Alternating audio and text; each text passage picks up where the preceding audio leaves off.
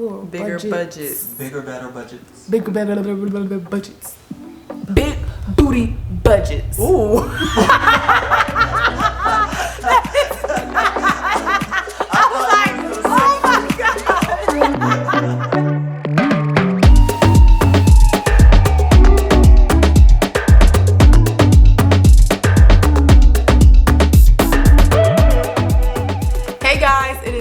And Ashley of P.s. Home, and in today's video we are talking about some of the biggest myths concerning interior design. So there are a lot of myths concerning interior design, and today we'll be talking about our top 5 picks. So let's get into the video.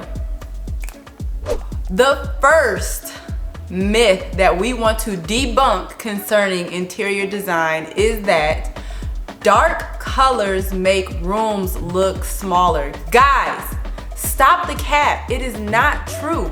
Dark colors do not automatically become an abyss as soon as you put them on walls, right? That's true. Think about this. If you have a larger room with plenty of lighting and you accessorize using brighter colored furniture pieces and artwork, your room is not gonna look small. The mind can play a trick on your eyes depending on what walls you paint in a room. It can either elongate a space, it can constrict a space, it can make a space look taller, but simply putting dark colors on a wall does not make a room feel or look smaller. In fact, it can make your room look richer and more luxurious, and it can be a very nice place to relax and retreat and give you some really good sleep because it's dark. Do not fall for the old adage of dark colors making your room feel smaller. If you want to go for a moody, vibey type room and put black on your walls, go for it. It's going to look great. Dark colors are not just reserved for powder rooms. I know the new trend now is that, you know, they put super moody, heavy, dark colors inside of these powder rooms. And guys, think about it. Those powder rooms can be really small spaces, small, absolutely. But they seem so luxe when you have like dark, you know, vibrant color, rich colors inside of the powder room. Myth number 2 that we want to debunk is that bigger budget makes it's a plural. Bigger budgets. Bigger, better budgets. Bigger, better budgets. Big booty budgets. Ooh.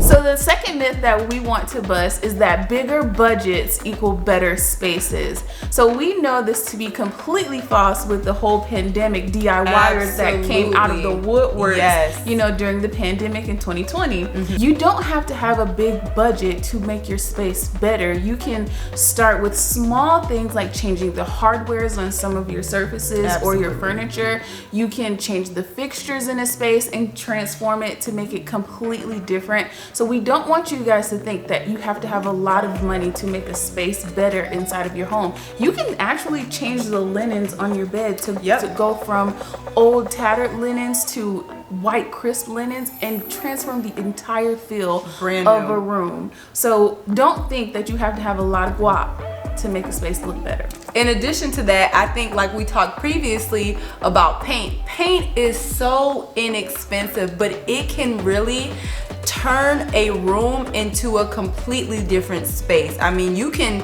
take a room from farmhouse to very traditional or even transitional, or you can take it to industrial. I mean, just by using something as simple and inexpensive as paint. And then on top of that, I mean, you have so many techniques that you can use with paint. I mean, you can add patterns, you can do lines with tape, painter's tape. So it really doesn't have to be a large budget to really make your space look better. The third myth that we are completely dispelling today is that interior design is expensive. That is not true, you guys. Number one, probably the main reason interior design is not as expensive as most people think it is because most interior designers have what are called vendor agreements.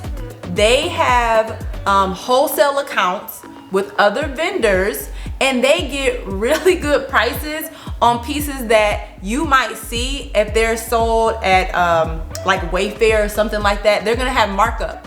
But being an interior designer and having those vendor agreements, we get stuff at a discount. So you can find really nice pieces and they really will not cost as much as you think that they will. Interior design also doesn't have to be expensive because you don't have to completely change everything in the room.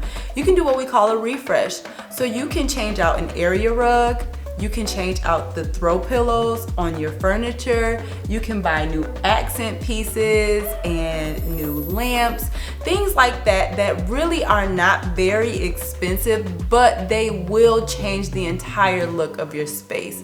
So do not fall for the myth that interior design has to be expensive. So myth number 4 is that bigger is better. And this is not true when it comes to the scale and the size of the pieces that we put inside of spaces to make them better. Bigger is not always better because inside of a small room, you don't want a big queen size bed that's touching both sides of the wall, and you have to climb over into the closet from the bed. Like, that just doesn't work, and it doesn't make the space feel, you know, luxurious or cohesive in the least. So make sure that you are paying attention to the scale and those measurements that they give you when you're looking at furniture on different websites and vendor sites and things like that. Keep those things in mind. You want the furniture to be able to fit appropriately, whether it's a larger room or whether it's a smaller space. If you have a larger space, you don't want to put a tiny plant or a tiny fixture or a tiny chair. Imagine moving from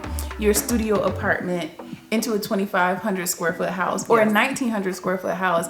That small, tiny loft furniture is going to look completely out of place inside of that huge room. It is going to swallow it inside of there. So we have to keep those things in mind when designing and styling our spaces. Keep in mind the scale. Measure twice. Yes. Do the measuring, the legwork in the beginning. Other things that you can do is tape off the areas. If you see something online, you can put the tape on the ground and be like, okay, this is going to be about this size in this space.